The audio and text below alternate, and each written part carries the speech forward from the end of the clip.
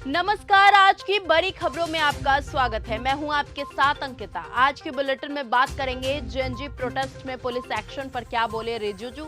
बताएंगे आपको पीआरडी जवानों को मिलेगी योगी सरकार की बड़ी सौगात। दिखाएंगे आपको रांची में छात्रों के अनशन खत्म होने पर क्या बोले राहुल गांधी। और बुलेटिन के आखिर में देखेंगे ट्रंप ने घर बुलाकर 16 साल के हीरो को नवाजा। लेकिन दिन भर की तमाम खबरों से पहले एक नजर सुर्खियों पर। अगस्त सितंबर में तरसाएगी बारिश। मॉनसून का दुश्मन अल नीनो हुआ सुपर एक्टिव। यूपी दिल्ली समेत कई राज्यों पर गहराएगा संकट। रांची के छात्रों की हुई जीत। सोरेन सरकार झुकी। जयपाल सिंह मुंडा स्टेडियम में कल रात मना जश्न। इंदौर में फट गई सड़क। निकला पानी का फव्वारा। बनाने में लगे थे 40 करोड़। सीजेपी प्रदर्शन पर पुलिस एक्शन। सुप्रीम कोर्ट बोला हमें छात्रों के प्रोटेस्ट के अधिकार को नहीं भूलना चाहिए। कमेटी होगी गठित। सुप्रीम कोर्ट ने जंतर मंतर प्रोटेस्ट के दौरान पुलिसिया कार्रवाई पर सुनवाई के दौरान अहम टिप्पणी की है। कोर्ट ने कहा है कि वो हाई पावर जुडिशियल कमेटी बनाएगा। किसी की हड्डी नहीं टूटी। जेएनजी प्रोटेस्ट में पुलिस एक्शन पर बोले रिजिजू। याद दिलाया कांग्रेस का दौर। पिछले दिनों जंतर मंतर पर और बिहार में हुए प्रोटेस्ट के दौरान हुए पुलिस एक्शन के दावों पर किरेन रिजिजू ने बयान दिया है। उन्होंने पुलिस की तारीफ करते हुए कहा कि सीरियस इंजरी के साथ कोई हॉस्पिटल में नहीं है। रांची में प्रदर्शनकारी छात्रों संग नाचते दिखे मंत्री इरफान अंसारी और दीपिका पांडे। वीडियो हुआ वायरल। झारखंड में जेएसएससी सीजीएल को रद्द कर दिया गया है। वहीं 24 दिनों बाद छात्र नेता देवेंद्र महतो ने अपना अनशन तोड़ दिया। मंत्री इरफान अंसारी और दीपिका पांडे सिंह छात्रों के साथ नाचते दिखे हैं। पीआरडी जवानों को मिलेगी योगी सरकार की बड़ी सौगात। 600 ड्यूटी भत्ता और 5 लाख तक मुफ्त इलाज। योगी सरकार ने पीआरडी के बजट में भी बड़ा इजाफा किया है, जो अब 543 करोड़ रुपए को हो चुका है। लखनऊ में बनाने वाले बहुमंजिला बैरक पर करीबन 23 करोड़ रुपए खर्च किए जाएंगे।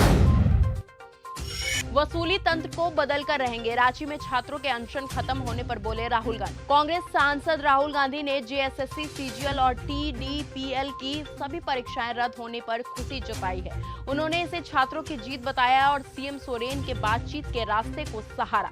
उन्होंने कहा यही सही तरीका है।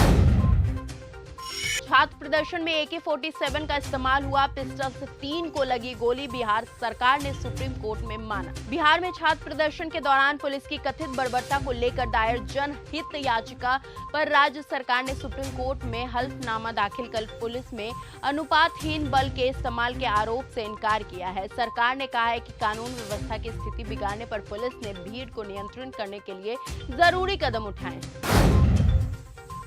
500 के नोटों के बाद अब पेट्रोल का लंगर। 1000 रुपए के पेट्रोल हुए बिल्कुल मुफ्त। पूरी सब्जी, राजमा चावल समेत खाने पीने की चीजों का लंगर तो आपने आसपास अक्सर ही देखा और सुना होगा, लेकिन क्या कभी पेट्रोल का लंगर देखा है? पेट्रोल का लंगर पंजाब की राजधानी चंडीगढ़ में मंगलवार को लग रहा है। इस दौरान लोगों को मुफ्त पेट्रोल बांटा जाएगा। 2 व्हीलर को 500 रुपए और 4 व्हीलर को 1000 रुपए का पेट्रोल मुफ्त भराया जाएगा। यह अनोखा लंगर अमृतसर के रहने वाले राजा लगा रहे हैं। दिल्ली यूनिवर्सिटी में प्रोफेसर के साथ हुआ मारपीट। आरोपी पीएचडी स्कॉलर हुआ निलंबित। टीचर्स की सुरक्षा पर उठे सवाल। दिल्ली यूनिवर्सिटी के लॉ फैकल्टी में रिसर्च स्कॉलर के द्वारा एक प्रोफेसर को थप्पड़ मारने का मामला सामने आया है। घटना के बाद पीएचडी शोधार्थी को तत्काल प्रभाव से निलंबित कर दिया गया है और विश्वविद्यालय परिसर में उनके प्रवेश पर रोक लगा दी है। यूपी, उत्तराखंड, पश्चिम बंगाल में भारी बारिश। राजस्थान, दिल्ली में भी हुआ अलर्ट जारी। उत्तर प्रदेश में मंगलवार सुबह से ही झमाझम बारिश का दौर जारी है, जिससे कई शहरों में जल भराव की स्थिति देखी जा रही है। प्रयागराज में भी बारिश के बाद गंगा नदी उफान पर है। यहाँ कई इलाकों में पानी भर गया है। पश्चिम बंगाल में आसनसोल में भी भारी बारिश से बाढ़ जैसी स्थिति बनी हुई है। मौसम विभाग ने यूपी, बिहार, पश्चिम बंगाल, दिल्ली, एनसीआर, राजस्थान समेत 14 जिलों में अलर्ट जारी किया है।